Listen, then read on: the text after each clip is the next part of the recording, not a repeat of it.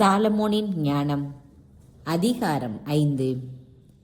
அப்பொழுது நீதிமான்கள் தங்களை துன்புறுத்தியோர் முன்பும் தங்கள் உழைப்பை பொருட்படுத்தாதோர் முன்பும் துணிவோடு நிற்பார்கள். இறை பற்றில்லாதவர்கள் அவர்களைக் கண்டு பேரச்சத்தால் நடுங்குவார்கள். எதிர்பாரா வகையில் அவர்கள் அடைந்த மீட்பை பற்றி திடுக்கிடுவார்கள். அவர்கள் உளம் வருந்தி ஒருவரோடு ஒருவர் பேசிக்கொள்வார்கள். மிகுந்த மனத்துயருடன் பெருமூச்சு விட்டு பின்வருமாறு சொல்வார்கள்: இவர்களைத்தானே நாம் முன்பு எள்ளி நகையாடினோம், வசைமொழிக்கு ஆளாக்கினோம். நாம் மூடர்கள், அவர்களது வாழ்க்கை மடமையானது என்று எண்ணினோம். அவர்களது முடிவு இழிவானது என்று கருதினோம். கடவுளின் மக்களாக அவர்கள் எவ்வாறு எண்ணப்பட்டார்கள்? தூயவர்கள் நடுவில் அவர்களுக்கு எவ்வாறு பங்கு கிடைத்தது? எனவே நாமே உண்மையின் வழியிலிருந்து தவறிவிட்டோம். நீதியின் ஒளி நம்மீது படரவில்லை. கதிரவன் நம்மீது எழவில்லை. நெறிக்கேடும் அழிவும் நிறைந்த வழியில் நாம் மனமுவந்து நடந்தோம். பாதையில்லா பாலை நிலங்களில் பயணம் செய்தோம். ஆண்டவரின் வழியையோ அறிந்திலோம். இருமாப்பால் நமக்கு கிடைத்த பயன் என்ன? செல்வச் செருக்கால் நமக்கு விளைந்த நன்மை என்ன? இவை அனைத்தும் நிழல் போல கடந்து போயின, புரளி போல விரைந்து சென்றன. அலைமோதும் நீர்ப்பரப்பை கிழித்து கொண்டு கப்பல் செல்கிறது. அது சென்ற தடத்தை யாரும் காண முடியாது. அதன் அடித்தட்டின் சுவடுகள் அலைகளில் புலப்படுவதில்லை. பறவை காற்றில் பறந்து செல்கிறது. அது சென்ற வழியின் அடையாளமே தெரிவதில்லை. அது சிறகடித்து செல்லும்போது மென் காற்றின் மீது மோதுகிறது. அது பறந்தோடும் வேகத்தில் காற்றை கிழித்து கொண்டு செல்கிறது. இறக்கைகளை அசைத்து காற்றை ஊடுருவி செல்கிறது. பின்னர் அதன் போக்கினது சுவடே தென்படுவதில்லை. இலக்கை நோக்கி எய்த அம்பு காற்றை கிழித்து கொண்டு செல்கிறது.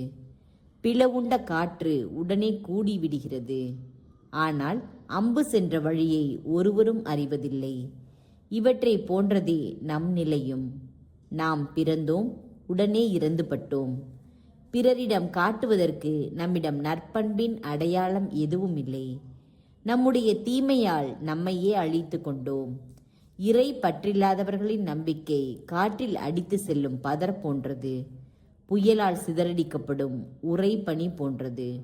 காற்றால் அங்கும் இங்கும் கலைக்கப்படும் புகை போன்றது. ஒரே நாள் தங்கும் விருந்தினரின் நினைவு போல அது மறக்கப்படும். நீதிமான்களோ என்றென்றும் வாழ்கிறார்கள். அவர்களுக்குரிய கைமாறு ஆண்டவரிடம் உள்ளது. அவர்களை பற்றிய கவலை உன்னத இறைவனுக்கு உண்டு. அவர்கள் மாட்சிமிக்க பொன்முடியை பெறுவார்கள். ஆண்டவருடைய கையிலிருந்து மணிமுடியை பெறுவார்கள். அவர் தம் வலக்கையால் அவர்களை அரவணைப்பார். தம் புயத்தால் அவர்களை பாதுகாப்பார். ஆர்வம் என்னும் படைக்களத்தால் அவர் தம்மை முழுவதும் மூடிக்கொள்வார். தம் எதிரிகளை பழிவாங்க படைப்பினை படைக்களமாய் கொள்வார். நீதியை அவர் மார்பு கவசமாய் அணிந்து கொள்வார். நடுநிலை தவறாத தீர்ப்பை தலை கவசமாக புனைந்து கொள்வார்.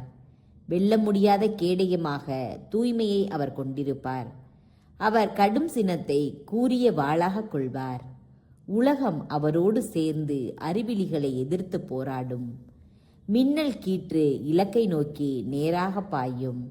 நானேற்றிய வில்லினின்று புறப்படும் அம்பு போல் அது முகில்களிலிருந்து குறி நோக்கி தாவும். எரியப்படும் கவன் கல்லை போல சினம் செறிந்த கல்மலை விழும். கடல் நீர் அவர்கள் மீது சீறி பாயும். ஆறுகள் இரக்கமின்றி அவர்களை மூழ்கடிக்கும். புயல் அவர்களை எதிர்த்து வீசும். அது சூறாவளி போல் அவர்களை புடைத்தெடுக்கும். முறைகேடு மண்ணுலகையே பாழாக்கும். தீவினை வலியோரின் அரியணைகளை கவிழ்க்கும்.